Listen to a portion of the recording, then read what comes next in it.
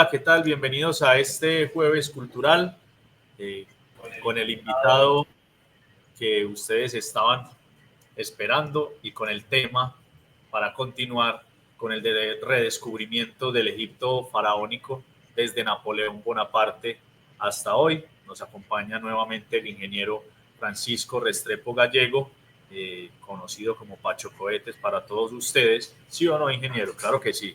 Y vamos a continuar. Ingeniero, bienvenido. Aquí está su público y la presentación. Muy buenas tardes para todos. Agradezco a la SAI nuevamente esta invitación a que redescubrir el Egipto faraónico.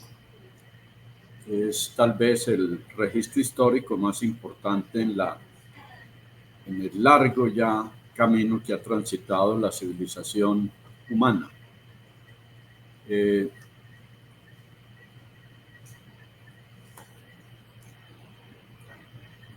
La vez pasada terminamos con los legados del antiguo Egipto a otras civilizaciones muy importantes para la civilización occidental actual, como fue la antigua Grecia y Roma. De lo más importante estuvo los grandes avances en matemáticas, en geometría, en sistemas de numeración, agrimensura, manejo de aguas alrededor del Nilo, lo que se llama irrigación hidráulica, la astronomía y el calendario anual solar, que todavía tiene vigencia de 365 días al año. Como esta es una asociación de ingenieros y arquitectos, el tema del Antiguo Egipto es muy importante para la arquitectura y la ingeniería civil principalmente.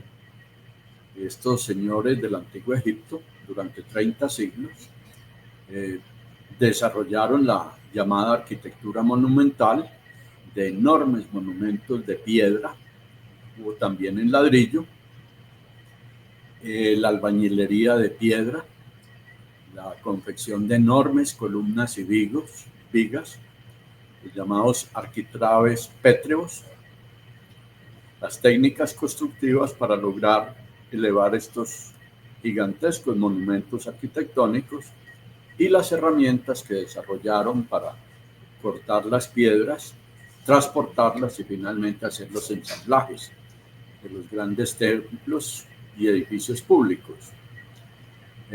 También mencioné en esa primera parte de este ciclo el ejercicio de la práctica médica y quirúrgica. Eso prácticamente tuvo su origen en el Antiguo Egipto, especialmente en el tema de embalsamar cadáveres, porque ellos sostenían la idea de la inmortalidad, que fue base de la idea de la teología tanto de judíos como de cristianos, que después de la muerte hay otra vida. También los egipcios antiguos desarrollaron el concepto de Estado y gobierno centralizado, la creación de un sistema fiscal organizado para cobrar impuestos con base a los cultivos de alimentos, especialmente del trigo. Practicaron también la diplomacia con culturas vecinas y alianzas entre otros estados.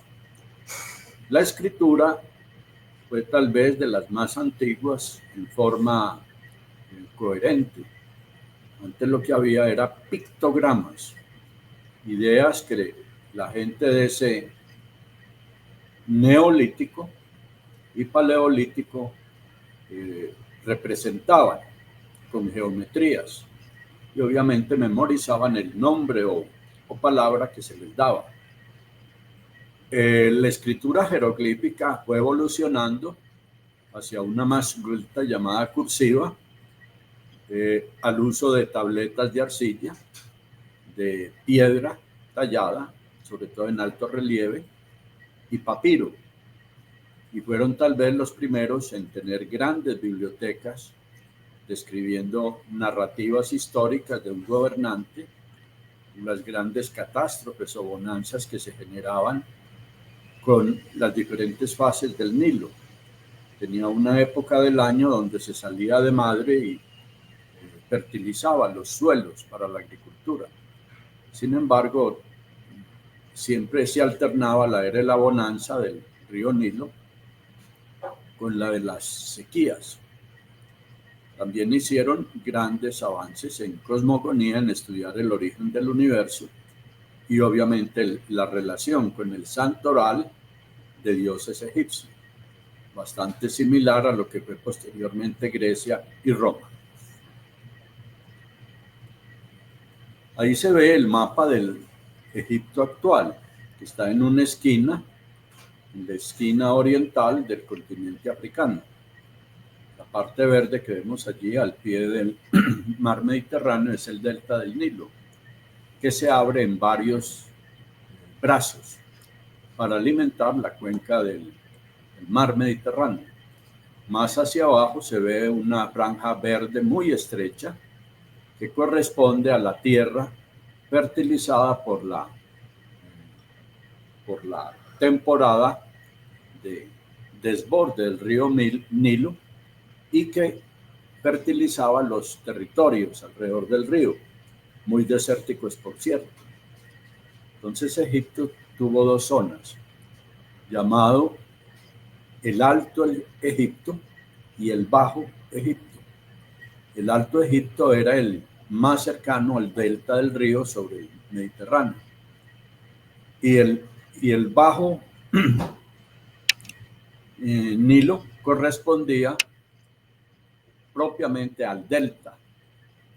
Sin embargo, hacia el sur, donde nace el río Nilo, que es en el lago Victoria, se extendían el lago Victoria como tal, y ya una zona muchísimo más pobre y más restringida para la agricultura. O sea, de que el agua del río Nilo en realidad la generaba el interior, hacia el sur, de la cuenca, en una zona desértica. El valle del Nilo fue ocupado por tribus semitas antes del año 6000 a.C. Después, en la era predinástica, cuando todavía no había la forma de gobierno por dinastías de faraones, se cimentó una sociedad agraria muy bien organizada, con destrezas en obras hidráulicas, en construcciones y sobre todo en la arquitectura. En lo político, las pequeñas tribus o nomos del Alto y del Bajo Egipto se unificaron conformando un régimen teocrático, es decir, una autoridad religiosa que era el faraón, basada en el primer faraón que fue Menes, que fundó una ciudad capital en el norte, en el Bajo Egipto. En honor de Menes se fundó la ciudad de Memphis. Entonces tenemos el Alto Egipto, que traía el agua de lluvias en el centro de África, en el lago Victoria, y por gravedad iba hacia el Bajo Egipto, donde estaban los brazos que finalmente desembocaban en el Mediterráneo.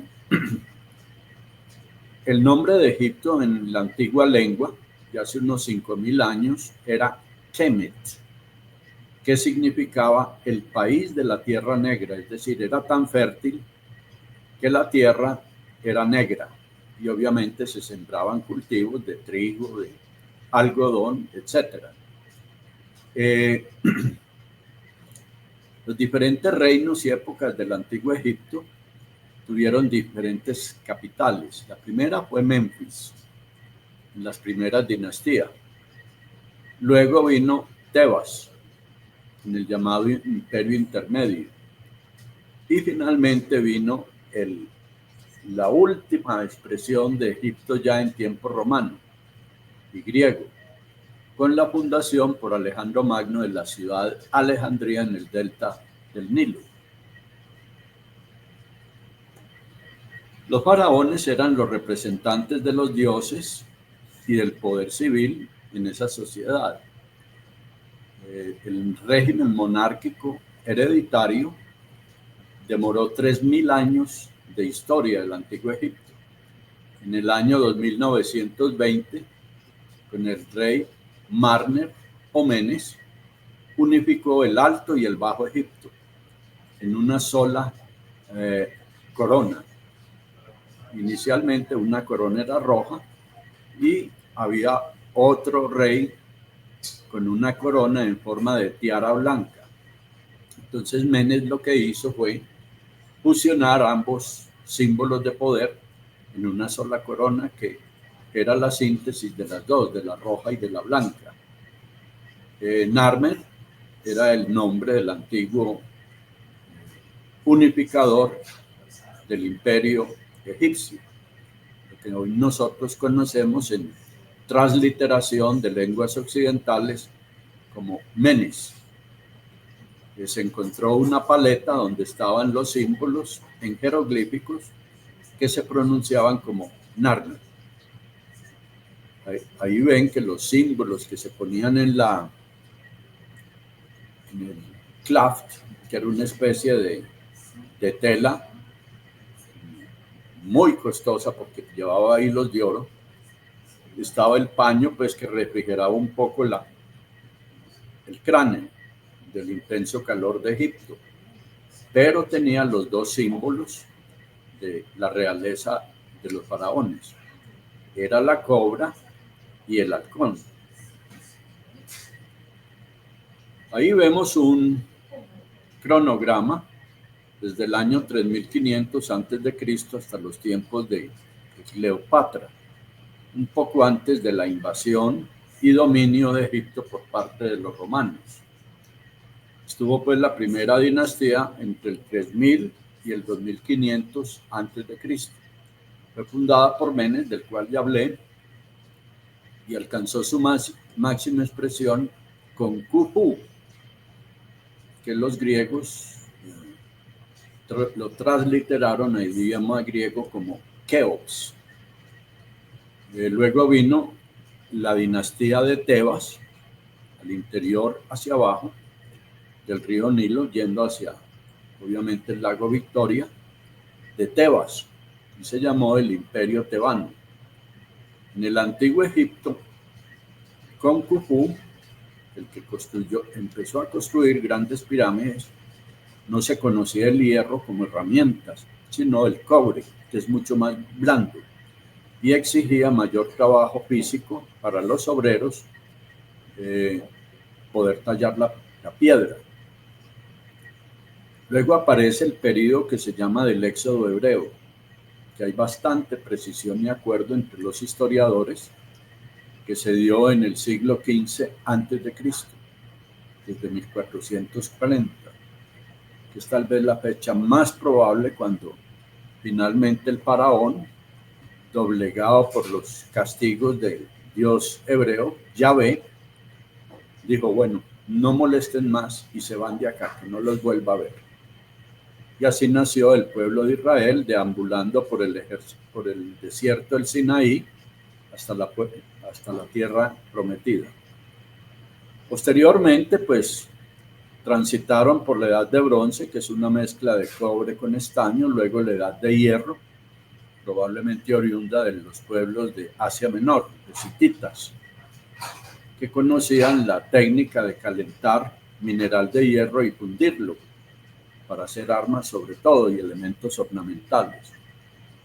Alejandro Magno ya ocurre en el siglo IV y V antes de Cristo. Alejandro Magno ya había conquistado el imperio persa, doblegando militarmente al rey Darío III. Murió muy joven y en Babilonia, y entonces sus generales, uno de ellos durante la agonía de Alejandro le dijo, Alejandro, ¿quién te debe suceder como emperador de tu imperio, este nuevo imperio, en el centro de Asia? Y dijo, el más capaz. Y eso desató una trifulca entre los generales más cercanos a Alejandro. Entre ellos, pues, tuvieron un gesto de no deshonrar el nombre de Alejandro, que si bien era un guerrero, era también un estadista. Entonces se repartieron entre los generales el imperio de Alejandro. Antíoco fundó la provincia helena, o sea, griega, de Antioquía, y ahí viene el nombre de Antioquia. Ptolomeo, que era tal vez el de más confianza con Alejandro, heredó el Valle del Nilo, que era la parte más rica del imperio que tenía Alejandro. También había otros, Samético, etcétera, y se fueron repartiendo el imperio. Esto fue aprovechado años después por Ptolomeo, que era el fundador de la dinastía de Cleopatra, Claudio Ptolomeo. Y allí sí vino pues a aparecer Cleopatra VII, que tuvo amoríos con Julio César, el gran tribuno romano, luego con Marco Antonio, y finalmente César Augusto los derrotó en la batalla de Actium, y en el año 30 a.C. desaparece el antiguo imperio egipcio, imperio militar, imperio territorial, imperio cultural. La cronología pues de los periodos por dinastías, el dinástico temprano va del 2020 a.C. al 2575. El imperio antiguo del 2575 al 2134.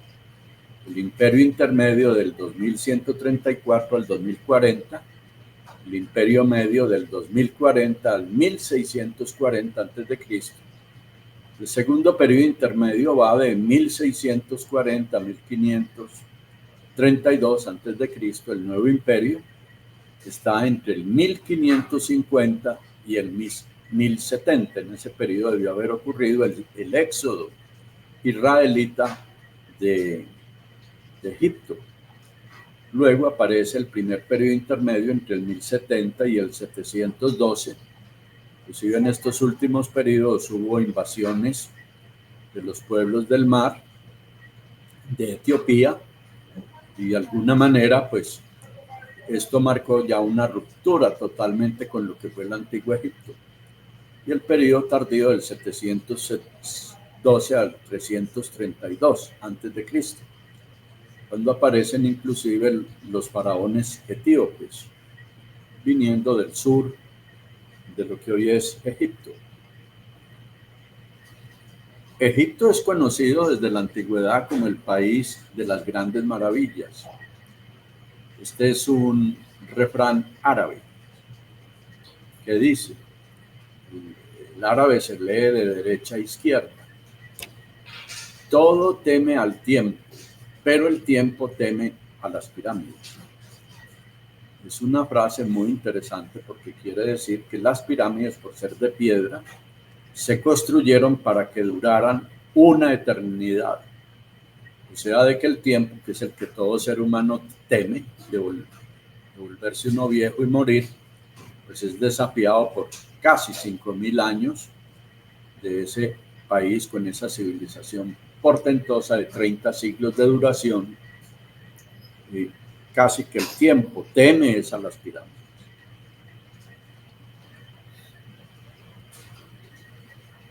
Desde la más temprana dinastía en Egipto, el ingenio por desarrollar ingeniería y arquitectura no tenía límites.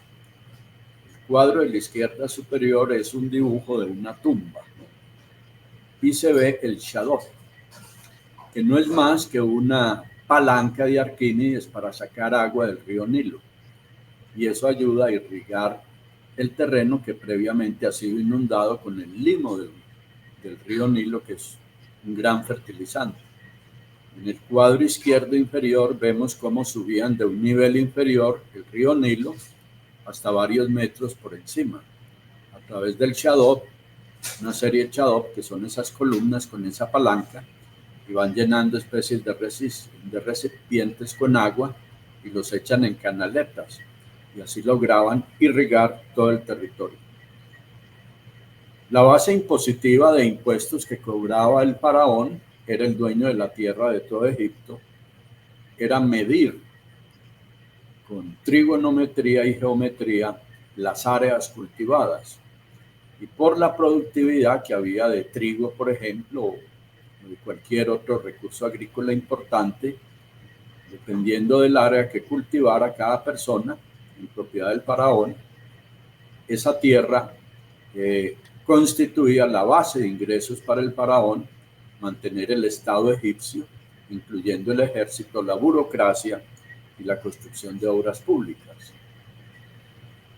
Son los padres del sistema decimal de numeración. Miren, el 1, el 10, el 100, el 1000, el 10.000, el 100.000 y el 1.000.000, que es una persona mostrando pues la sorpresa, el desconcierto de una cifra tan grande. O sea, de que para escribir, observen en el gráfico jeroglífico de la derecha superior, que para escribir, por ejemplo, 13.745, primero va el símbolo de 10.000, luego van 3 símbolos de 1.000, que ese es lirio que aparece ahí pintado, luego vienen los caracoles que representan cifras de a 100, es decir, todo se construía por adición en el sistema numérico. Ven en la parte de abajo esos increíbles pinturas de tumbas de más de 2.000, 3.000 años de antigüedad, donde se ven las faenas agrarias. Unos topógrafos con unas cuerdas van midiendo las superficies de lo sembrado, y después un actuario, un contabilista, calculaba cuánta producción de trigo debería salir de esa zona agrícola. Y de acuerdo a eso se fijaba qué proporción de la cosecha debía entregarse al faraón para los gastos del Estado. Fueron muy avanzados para su tiempo. Miren un problema de álgebra. Ven dentro del recuadro rojo una ecuación algebraica: x más 2/3 de x menos 1/3 de x más 2/3 de x da 10. Los muñequitos que ven allí, que son jeroglíficos, no es más que lo que acabo de decir en español en jeroglífico egipcio. De manera de que era una escritura muy compleja, muy difícil de memorizar, y por eso esto era una función que tomaba toda una vida: escribir, aprender a escribir, a usar las matemáticas, etc. De manera de que ahí ven que se leía hacia la izquierda lo que significaba sumar, hacia la derecha significaba restar. Los antiguos egipcios fueron muy avanzados, dicen que los padres de la química de la fermentación. Ahí se ve de una tumba cogiendo los ramos de uvas a la izquierda, pisándolos para exprimir el jugo de la uva. Se ven allá al fondo unas tinajas donde esos líquidos se ponían a fermentar, y luego de la fermentación, en esa especie de costal, se empezaba a retorcer con palancas y se exprimía el jugo del vino. Y dependiendo de las sustancias químicas que se agregaban para la fermentación, al tiempo se producía un delicioso vino. De manera de que el origen de la industria de licores, prácticamente el primer antecedente histórico que se tiene referencia que se llama enología, es el Antiguo Egipto. Ahí ven también, tomado de una tumba de Ramsés III en el 1153 a.C., todo un montaje de una panadería, donde se ve la trituración de los granos de trigo, la mezcla con agua, la fermentación, luego la cocción en los hornos, y finalmente salen las bandejas con los panes. La planicie de Giza es una especie de suburbio de la ciudad del Cairo, que en árabe se llama Al-Kahira. Está ubicado donde era la antigua ciudad de Memphis, del Imperio Antiguo. tiene muy interesante una planicie que es un gran complejo funerario de los primeros faraones. Khufu, en egipcio, en griego Keops, desde el 1589 a.C. al 2566. Luego en egipcio de Khafra, Khephren en transliteración griega, del 2547 al 2521 a.C. Y finalmente Menkaura, que los griegos lo tradujeron a su propia lengua como Mykerinos, del 2514 al 2486 a.C. La planicie de Giza es una meseta sobre pleno desierto, está en las afueras del Cairo, en donde están las tumbas, unas en forma piramidal, otras en forma rectangular, de los faraones primeros que hubo, como fue Khufu, Khafra y Menkaura, de la cuarta dinastía del Imperio Antiguo. Y igualmente están las mastabas en forma rectangular para las reinas y príncipes. Ahí ven una fotografía donde se ve la inmensidad de esa planicie Gizeh y al fondo se ve las afueras del Cairo. Esas pirámides tienen más o menos unos 145 a 155 metros de altura, las dos que ven allí, las más grandes, Khufu y Khafra. Esas, hoy en día, con ciertas restricciones, se puede subir hasta la punta de las pirámides, donde todavía se conserva, como se ve ese árabe ahí sentado, casi a 150 metros sobre la planicie, las piedras en la parte de arriba de la pirámide. Las pirámides fueron construidas en granito, muy duro, y por fuera fueron revestidas de piedra caliza blanca.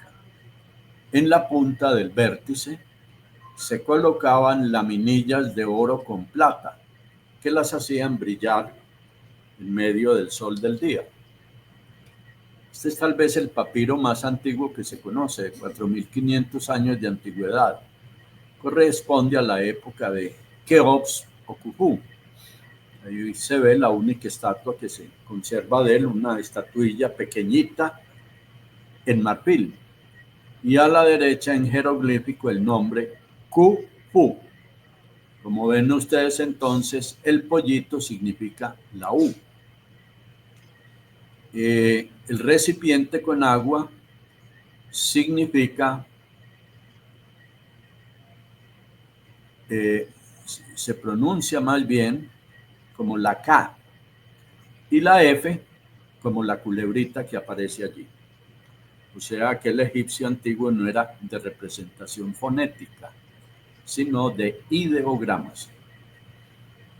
Cuando uno está en esas latitudes, la primera sorpresa cuando uno llega a Giza es mirar semejante monstruosidad como la que están viendo en la fotografía, de obra hecha por humanos hace más de 4.000 años.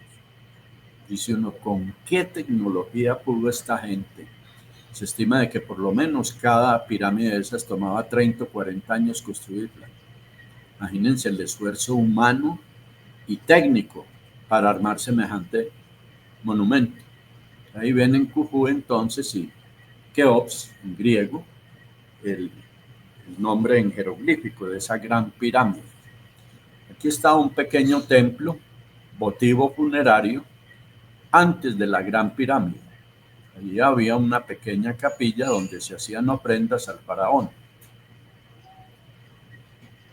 Aquí están los primeros cinceles en cobre muy blando. Posteriormente se importó la técnica del hierro desde el país de los hititas, lo que hoy ocupa Siria. Y ya era posible tallar con más perfección las piedras para cortarlas. Ustedes ven unas cuñitas ahí talladas en la piedra. Esa era la forma para quebrar en forma pulida la piedra. En esas pequeñas canales se ponían cuñas de madera que se humedecían, y al humedecerse la piedra se revienta porque las cuñitas se dilatan, y entonces esa era la forma de cortar piedras muy duras. A la izquierda inferior ven de una tumba obreros puliendo una piedra en forma cúbica. Instrumentos de trabajo de la piedra muy elementales, como el famoso taladro de arco, donde con piedras volcánicas muy duras era posible hacer perforaciones en los elementos de una silla o de un mueble, o para instrumentos de trigonometría, como el que ustedes ven allí, que son las plomadas.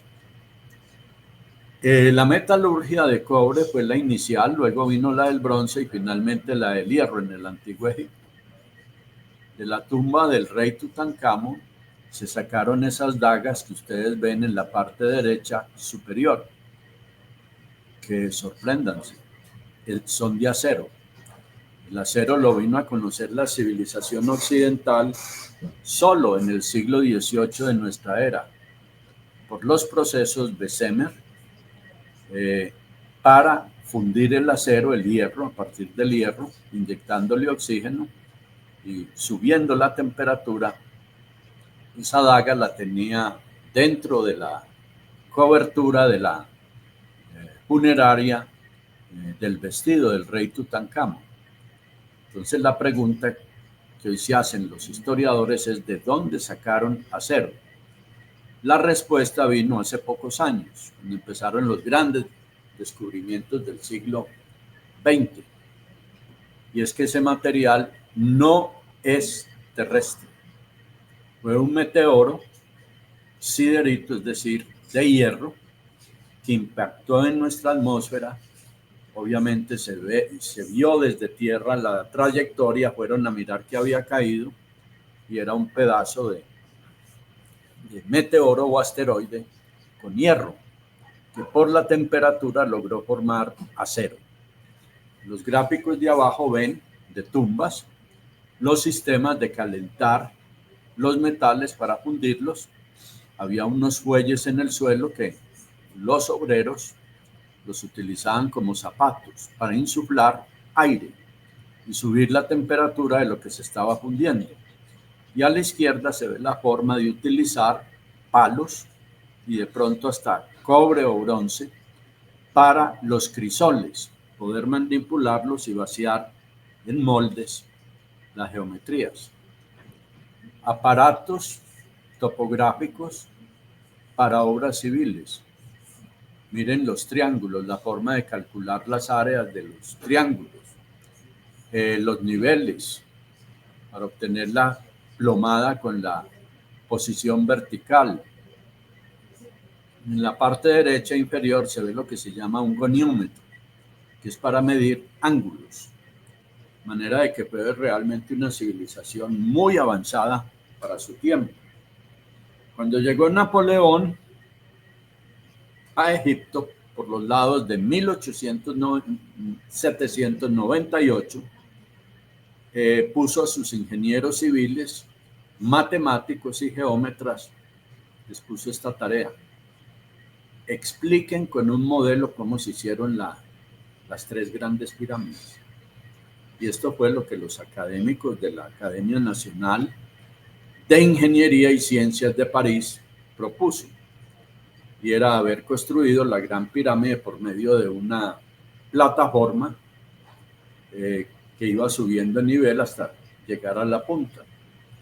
Todavía hay el misterio de que si realmente sí fue la forma de haber hecho la Gran Pirámide. Una de las cosas que se ve en el gráfico izquierdo inferior es que el material de la rampa era mayor que el de la pirámide. O sea, de que no había una justificación racional y económica de utilizar más piedra en armar la pirámide que en la propia pirámide. Esta es una foto aérea que tiene dos detalles importantes. Es la Gran Pirámide. En la cara que da hacia nosotros vemos una especie de grieta, casi llegando a la base. Y hay un edificio muy extraño, como en forma de un bote. Eso fue descubierto en los años 50, la pirámide de Keops. Dentro de eso que estaba enterrado, miren las desocupadas en el lado derecho, en igual posición, se encontraron buques de la época para traer de más de 800 kilómetros de lejanía en Asuán los grandes bloques de granito y construir la pirámide, porque en la cercanía de Giza solo hay piedra blanda y blanca, que es la piedra pues de sílice. Dentro de ese edificio ven ustedes el barco que sacaron, de más de 4.000 años de antigüedad. Un barco que iba desde la zona de las pirámides en Gizeh casi hasta el centro de África, donde estaban las grandes canteras de Tura. Allá hay un pequeño museo y ven ustedes el barco que los egipcios utilizaban para llevar obeliscos desde casi el centro de África y llevar las piedras para la construcción de murallas, templos y columnas. Esta es la segunda pirámide, que es la de Khafra. Ahí ven en jeroglífico el Khafra y la transliteración en griego antiguo. Ahí dice Kefren. Tiene una altura de 136 metros. De esta pirámide todavía se tiene el recubrimiento en parte de la porción superior con piedra caliza, mucho más blanda que el granito. Y se pulía y era impresionante la forma como debió haberse visto desde el suelo. Se reflejaba el sol del desierto y en la punta estaba recubierta esa pirámide de una especie de capa metálica o piel de oro y platino o plata, que se llama una mezcla de electrum. Se ve que las pirámides se debían ver brillando en la punta durante el día. Ahí está el tercer faraón, Khafra, segundo, Kefren, y a la derecha aparece el último que hizo la pequeña pirámide, Mykerinos o Menkaura. De la pirámide de Menkaura o Mykerinos tiene una altura de 65 metros. Se ve pues que ha sido despojada a lo largo de los siglos de casi todo el recubrimiento blanco que tenía. Y ese gran hueco que tiene en la cara que da hacia nosotros no es más que el daño de los árabes buscando en la pirámide el tesoro de los faraones, que desde la antigüedad seguramente fue hurtado. Miren al pie de la pirámide el recubrimiento externo, en roca más fácil de tallar, en roca blanca, y más hacia arriba sí se ve lo que todavía queda de roca dura, especialmente granito. La pirámide entonces, desde la época napoleónica, adquirió una importancia cultural tremenda. Napoleón Bonaparte, primer emperador de Francia en la Revolución, tenía el gran proyecto de convertir las Tullerías en un gran museo para el pueblo francés. Y eso fue lo que existe hoy en el centro de París, que se llama el Museo del Louvre. Y se encargó en los años 70, 80 a un arquitecto poco convencional japonés llamado Pi, la confección de la gran pirámide del Museo del Louvre. El Museo del Louvre es a derecha e izquierda y hay grandes colecciones no solo de Egipto, sino de la antigua Nínive, Babilonia y también, por supuesto, de la cultura griega, romana, del medioevo, etc. Vista en planta las tres pirámides, ahí ven que están como en posición de diagonal. Está Khufu, la más grande, luego la de Khafra o Khephren y luego la de Menkaura o Mykerinos. ¿Por qué tienen esa orientación? Y ven que hay de una, de la de Khephren, que sale hacia una gran estatua que dice Esfinge. Es tal vez la escultura tallada en piedra más grande que existe en el mundo. Se utilizó un tronco de piedra enorme y a punta de piedras más duras volcánicas se fue tallando con el paso de los años y siglos. ¿Por qué esa posición en diagonal de las tres pirámides? Los egipcios fueron los primeros humanos en estudiar el zodíaco, el cielo nocturno. Y en la constelación de Orión, que ustedes ven a la derecha, aparece la estrella Sirio. Más arriba está el llamado cinturón, donde coincide perfectamente el alineamiento con la pirámide de Keops, de Khafra o Khephren y de Miserino. Esta foto corresponde a un close-up de la Esfinge de Gizeh, enorme. Se han montado espectáculos de luz y sonido. Esta fue para el cambio de siglo. Y se hizo un gran espectáculo en la pirámide, un espectáculo de luz y sonido. Pues con rayos luz y láser se lograron esos colores pues espectaculares. Y de sonido fue la representación musical de la ópera de Verdi, de Giuseppe Verdi, que es una descripción, un drama de lo que ocurrió en el antiguo Egipto, en una historia de amor entre el jefe de la guardia del faraón, Radames, y Aida, que era una esclava hija del rey de Etiopía que había sido vencido por el faraón egipcio. Aquí más se ve el espectáculo de luz y sonido. Más. Esto sí es de locos. Todos esos colores con rayos láser. Tebas. La ciudad religiosa de Egipto, con los templos de Amón-Ra en Luxor y Karnak. Ahí está Tebas. Nilo arriba, es decir, hacia Etiopía y Sudán. A partir de la dinastía 11, entre el 2010, del llamado primer periodo intermedio. La capital religiosa y política del reino es Tebas, que ahí se ve en la flechita roja. Probablemente esa fue la capital que le tocó a Moisés como un príncipe educado en la corte egipcia cuando era joven. Él fue salvado, según la Biblia hebrea, de las aguas del Nilo, que el faraón obligó a los varones hebreos a meterlos en unas canastillas y ofrecérselas al río Nilo, y obviamente con la muerte de los niños hebreos. Tebas se llamó por mucho tiempo la ciudad de las 100 puertas y la más rica de todo el antiguo Egipto.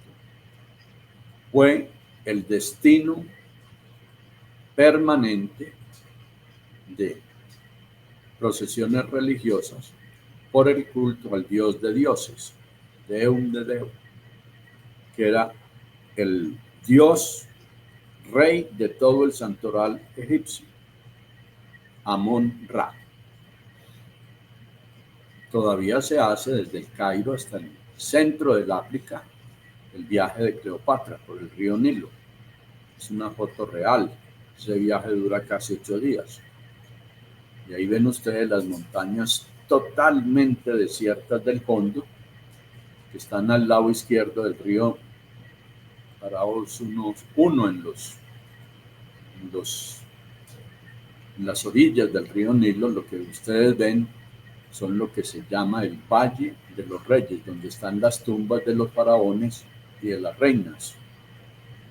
Los faraones los enterraban desde la época de las pirámides con enormes tesoros artísticos, en oro, en joyas, etc. Y empezó por parte de los ladrones el saqueo de tumbas.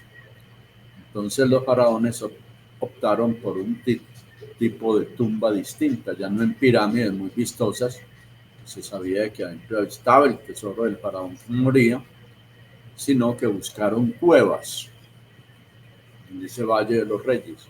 Y allí empezaron los entierros importantes como el de Tutankamón, que por allá por 1922 fue descubierta su tumba por el gran arqueólogo británico amateur Carter.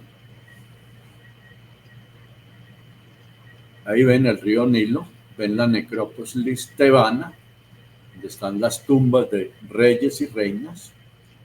Está el templo de Karnak, gigantesco. Y hay otro templo en la misma Tebas que se llama el templo de Luxor. Los antiguos egipcios celebraban el festival de Opet, es decir, siempre permanecía en Luxor el rey Amon-Ra, y una vez al año era desplazado en una procesión espléndida desde el templo de Luxor al de Karnak, y el pueblo obviamente salía a rezarle y a rendirle culto a su dios de dioses. Estos son dibujos reconstruidos de las ruinas actuales. Era un gran patio rodeado y vigilado. Adentro había a la entrada un par de pilonos gigantescos, luego unas columnatas, y a medida de que avanzaba uno dentro del templo, se volvía más oscuro en el interior y más bajito el techo, hasta llegar a lo que llamaban los egipcios, transliterando de los griegos y romanos, el Sancta Sanctorum, es decir, el sitio más sagrado de lo sagrado. Estas reconstrucciones artísticas muestran probablemente cómo era el templo de Luxor y Karnak en esa época, con unos colores supremamente vivos.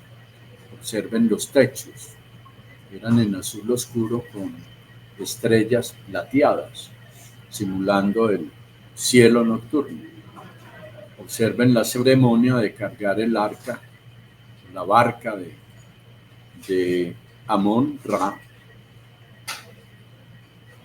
Miren esta otra vista del templo de Luxor. Tenía dos obeliscos a la entrada. Napoleón, en su expedición de 1798, mandó desmontar uno de los obeliscos, ¿cómo sería aquello?, y llevarlo hasta la Plaza de la Concordia en París, que allá está todavía. Esta es una foto real al atardecer. Miren los dos grandes pilonos en forma piramidal y miren el obelisco que quedó después del saqueo de Napoleón de uno de los dos, y el desfile de esfinges. Ahí está uno de los pilonos que todavía se conserva, y ven el pedestal en la mitad, en el suelo, del que sostenía el pilono que hoy está en la Plaza de la Concordia en París.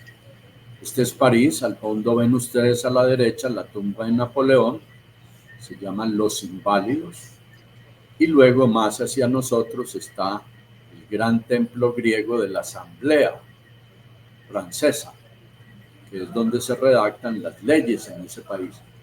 Y en primer plano, con la flecha roja, se muestra el obelisco que Napoleón hizo llevar desde Egipto. Imagínense cómo sería la montada de ese obelisco en forma de aguja de piedra. Hay cuadros del siglo XVIII y XIX me muestran todas las grúas formadas por palancas y cuerdas para levantar esa masa de más de 400 toneladas de peso, embarcarla por el río Nilo hasta Alejandría y de allí a Marsella, y de Marsella llevarla por tierra hasta París, cuando no había ni camiones, ni grúas, ni tractores.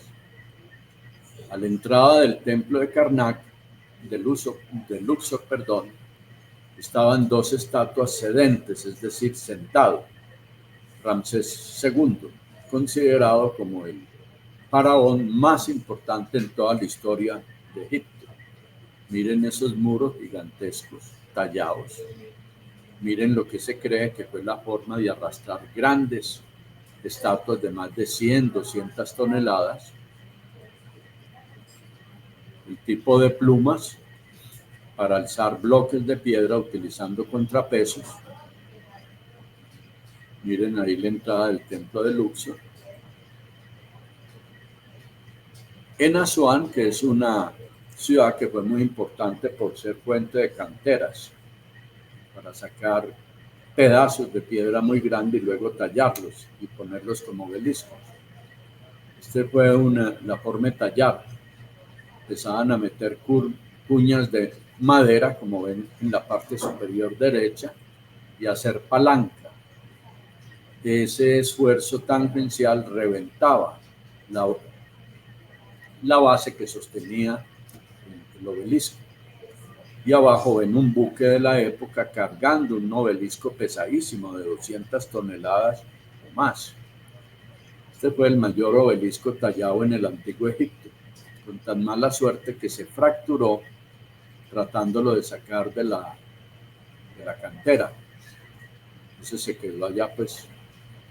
Miren la forma de arrastrar los obeliscos sobre montañas de arena y progresivamente los iban izando en posición vertical a través de cuerdas. Karnak era el otro templo.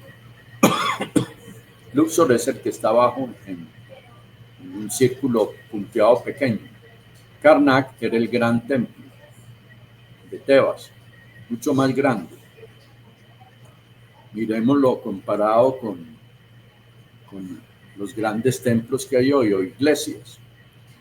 Ahí ven pues que desde Luxor hasta Karnak estaba la avenida de Esfinges, más de 1 kilómetro.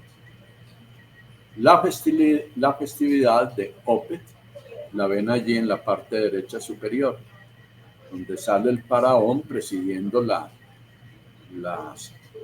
procesión tanto de Amón y Mut. El pueblo observa la procesión y finalmente sale la barca llevando el pequeño templete con la estatua del dios Amón. Así debió haber sido el templo de, este ya es Karnak, amurallado y gigantesco. Este es en Roma, Italia, lo más grande que se construyó en Europa en la Edad Media, que fue la Basílica de San Pedro, en Roma. Ahí pueden ver dentro de ese perímetro amarillo, primero la gran plaza de Bernini y Bramante, la enorme catedral de San Pedro, y ese cuadrito que ustedes ven allí, mírenlo acá, con el templo de Karnak. Es decir, cabrían por lo menos 2 veces 2 ciudades del Vaticano, con la respectiva catedral de San Pedro, en lo que fue el templo más grande que probablemente el hombre ha hecho en toda la historia. Estos dibujos se lograron obtener por la expedición de Napoleón a finales del siglo XVIII. Tuvo el mérito de haber hecho quitar la arena en que estaban sepultados los templos y restaurar en su verdadero color las columnas y los murales. Esto es lo que queda del gran portón de pilones de la entrada de Karnak.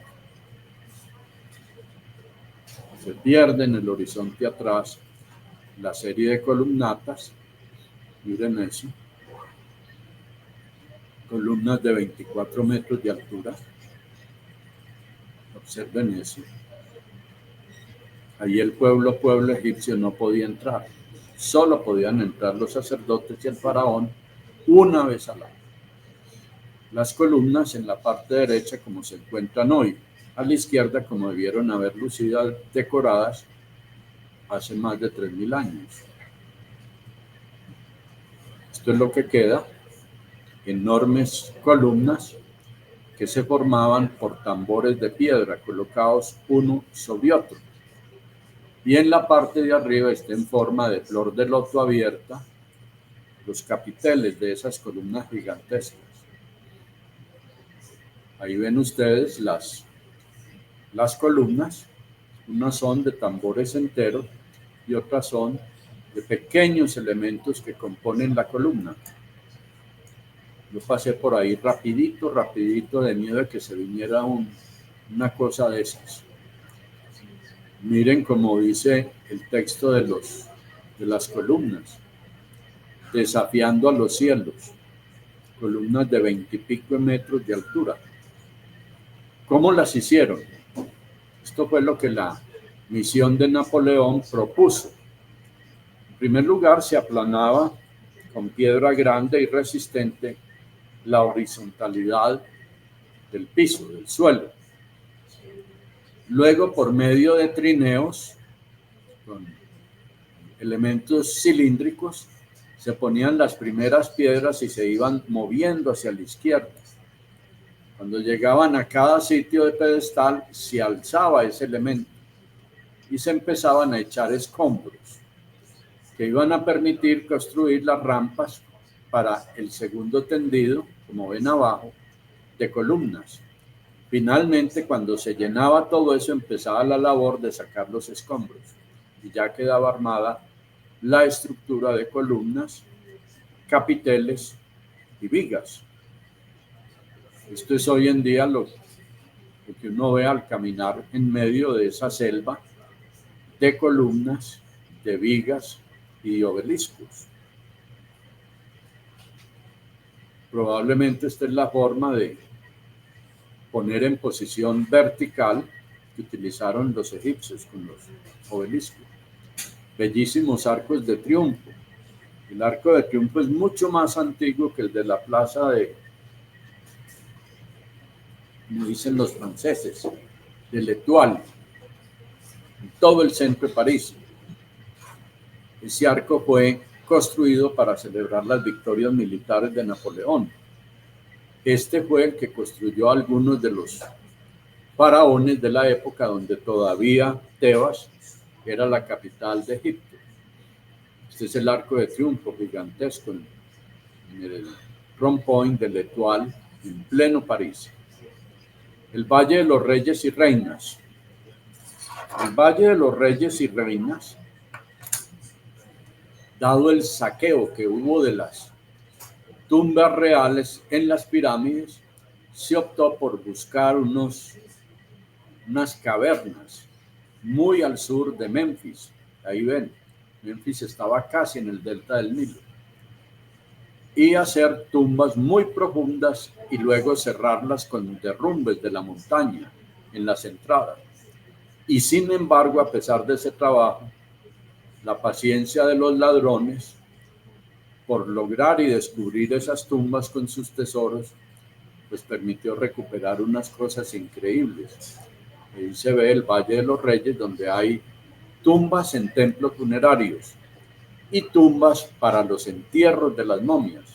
Al otro lado del Nilo, a mano derecha, está la ciudad de Tebas con los dos templos principales que ya vimos, el de Luxor y el de Karnak. Este es cuando uno va entrando al Valle de los Reyes, muy tortuoso, pura piedra y arenisca suelta. De pronto se ven excavaciones de tumbas en grietas que hay en los acantilados, y ahí fue donde precisamente escondieron las momias. Imagínense lo que sería tallar eso sin electricidad, era con base a lámparas de aceite.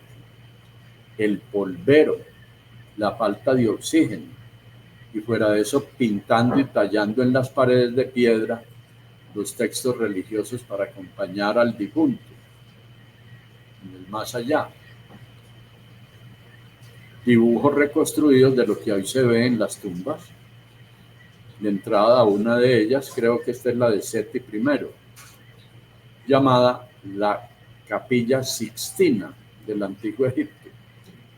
Miren este tallado en piedra de la tumba, con un arco o una bóveda de 180 grados, todas las paredes talladas en alto relieve y bajo relieve y pintadas. Miren los dibujos, los textos. Esta es una genealogía hasta el tiempo de Seti I, que fue el papá de Ramsés II. Ahí se ve toda la genealogía de faraones por casi 1500 años. Aquí se ve la versión egipcia de Caronte, que era para los griegos el dios de los muertos. Una persona moría, iba al río de la muerte, donde lo recogía una especie de brujo que se llamaba Caronte. Los familiares tenían que ponerle en la lengua al difunto una moneda de oro costosa. Entonces ya el barquero pasaba el cuerpo a la otra orilla, que se suponía que era el más allá. La inmortalidad y el juicio en el más allá, probablemente esto fue copiado del pueblo de Israel en su cautiverio en Egipto. Miren que aparece la balanza entre las obras buenas y las malas. Está el dios Osiris a la izquierda sentado con ropa blanca y capa roja, y el pobre difunto que muere está a mano derecha con un delantal color blanco y una cargadera. Y en la mitad está Anubis, un rey perverso, un dios rey perverso, que pesa el corazón, que era el alma para los antiguos egipcios, y si pesa más que una pluma, pues el hombre ya está programado para las profundidades de los infiernos. Los ingleses, después de las expediciones de Napoleón, o sea, de que ya a finales del siglo XIX empezaron a invadir a Egipto y a saquear las tumbas para llevarlas, los objetos funerarios, al Museo Británico. Este famoso papiro es el más grande que se ha encontrado, tiene unos 15 metros de longitud. Se llama el papiro de Ani. Data de más o menos del 1600 antes de Cristo. Y ahí se ven todos los conjuros y oraciones. Osiris, el rey del ultratumba, aparece a la derecha, observando el juicio que se le hace a un fulano que está en toda la mitad del dibujo, de una bata de lino blanca, y allá están los dioses del inframundo, el cocodrilo y el chacal, pesando el corazón ante una pluma. Si lograba de que el corazón, que era donde estaba el alma según los antiguos egipcios, pesaba más, o era más liviano, que la pluma, se salvaba.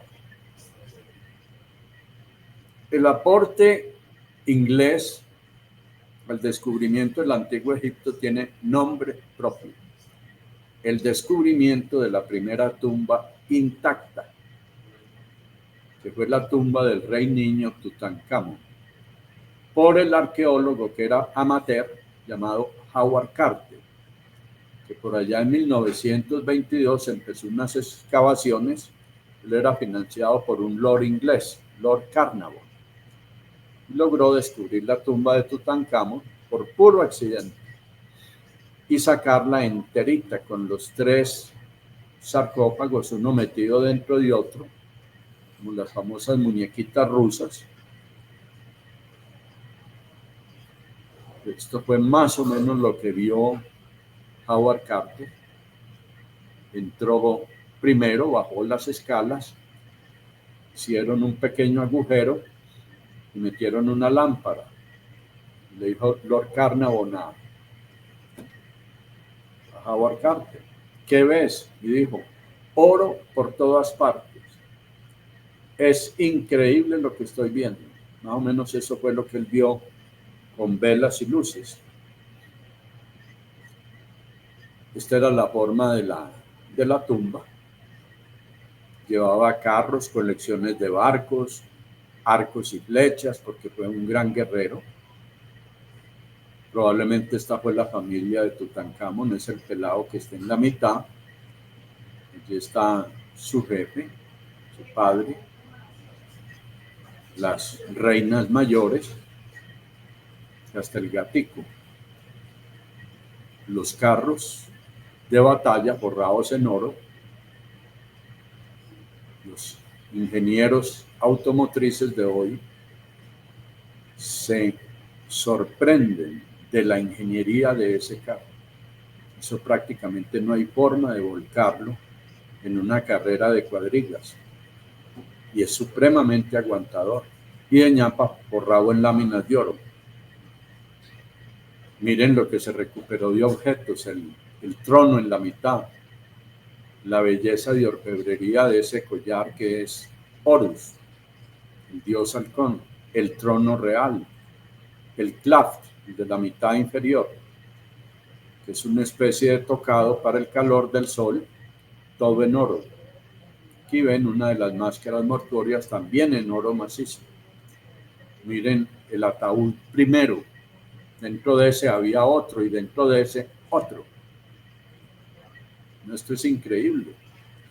El proceso de momificación duraba unos 60 días y consistía por los sacerdotes que eran médicos muy conocedores de la anatomía humana en abrir el abdomen y sacar lo que se llamaban órganos putrescibles, es decir, de alto contenido de agua. Y eso se usaba el natrón, que es una sal, perclorato de potasio de nitro del desierto. Y al envolver el cadáver en un baño de natrón, el natrón absorbía con D los jugos y se evitaba los jugos orgánicos de órganos como el estómago, el hígado, el páncreas, etcétera, que son muy putrescibles, que se corrompen, y obviamente eso ya permitiría la supervivencia de la momia. Esta es la momia del más importante personaje en toda la historia de faraones de Egipto. Estamos viendo a Ramsés II, que hoy hay la duda si él fue el faraón del éxodo egipcio. Hay unas discusiones entre arqueólogos, teólogos judíos y cristianos. Lo cierto del caso es que después de un proceso de momificación de 60 días, se cogía la momia, se le quitaba el natrón y se envolvía en vendas con aceites naturales. Y ya así después se metía dentro de los ataúdes. Esta es la momia de Tutankamón. A la derecha es la real, que está allá en el Valle de los Reyes. Y a la izquierda es la recomposición a partir de una tomografía en 180 grados. O sea, de que el computador, por las sombras en las órbitas de los ojos, la nariz, la boca, reconstruye las facciones de quién fue Tutankamón. Ahí está el papa, pues, de la arqueología egipcia, que es el profesor Zahi Hawass, la mitad, mirando la momia de Tutankamón después de desenterrarla, puesto que estuvo varias décadas enterrada ya en su sitio del Valle de los Reyes. Así debió haber sido la ceremonia religiosa en la religión egipcia de Tutankamón. Un gran toldo ritual con la momia en oro macizo, yendo hacia la tumba en el Valle de los Reyes. Y se ve el cortejo de plañideras.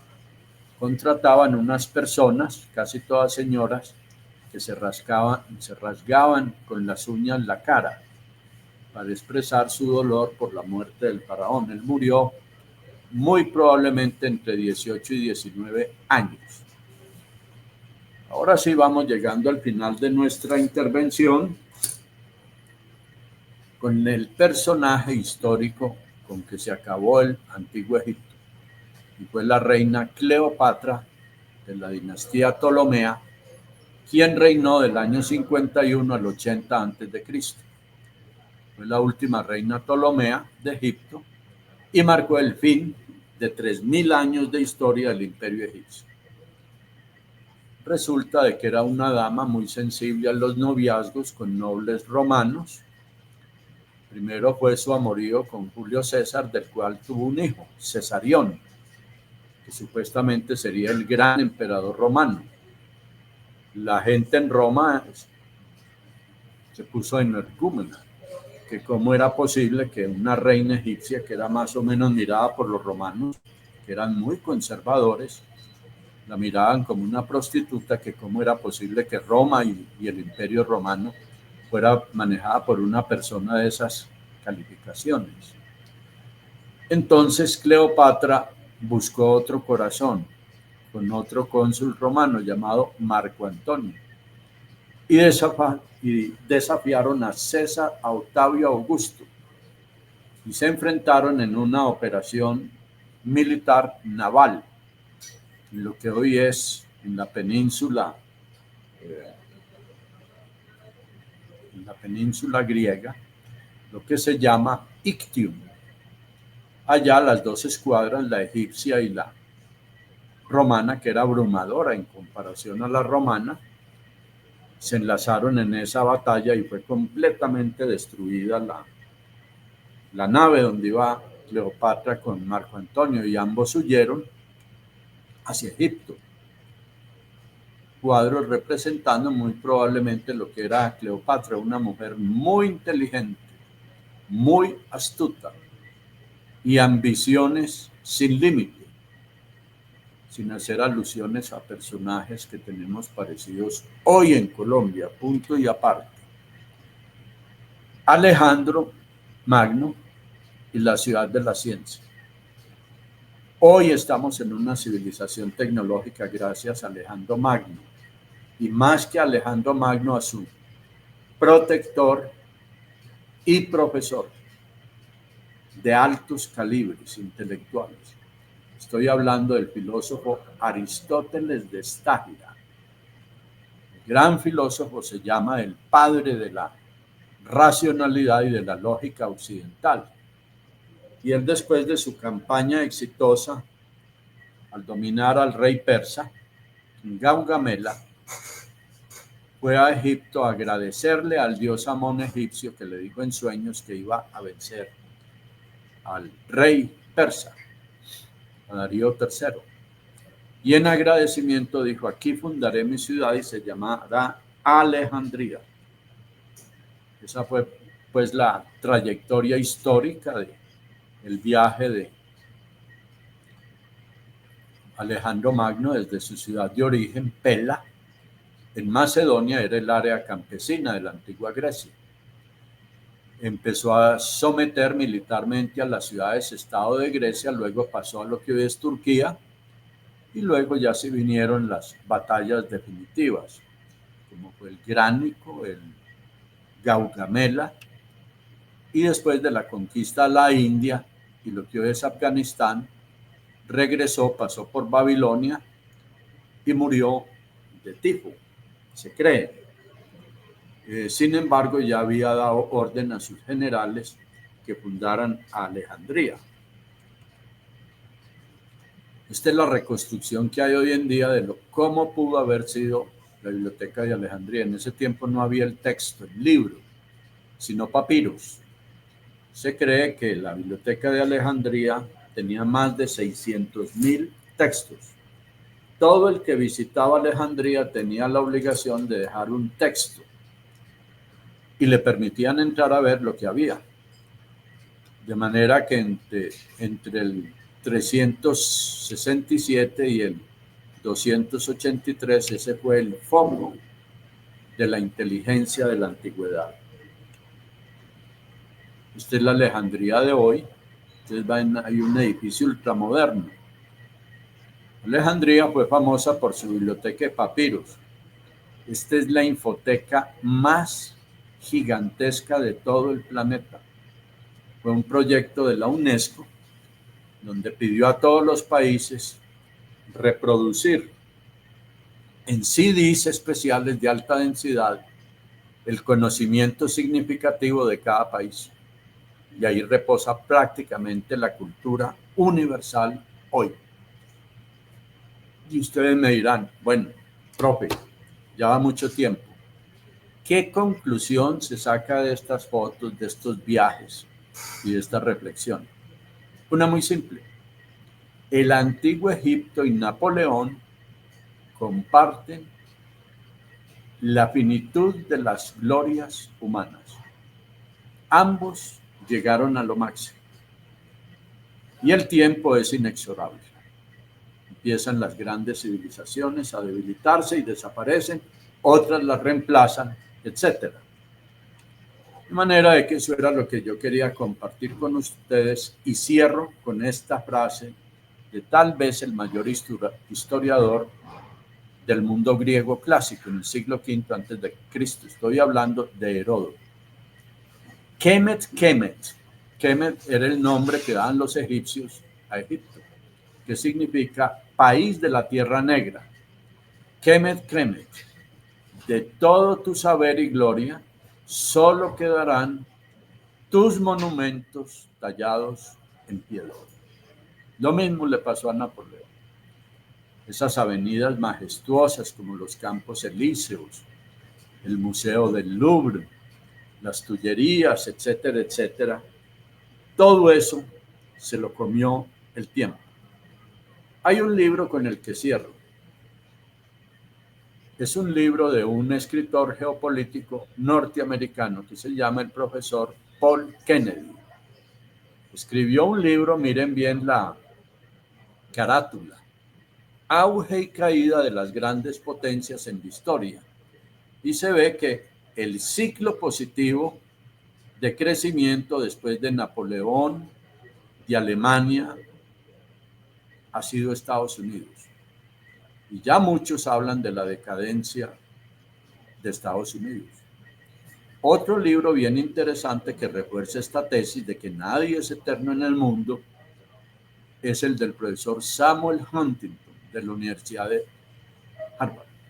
Dice que precisamente esos ciclos de desarrollo, de crecimiento de una civilización o de un área del mundo inexorablemente cambian y alguien más lo aprovecha.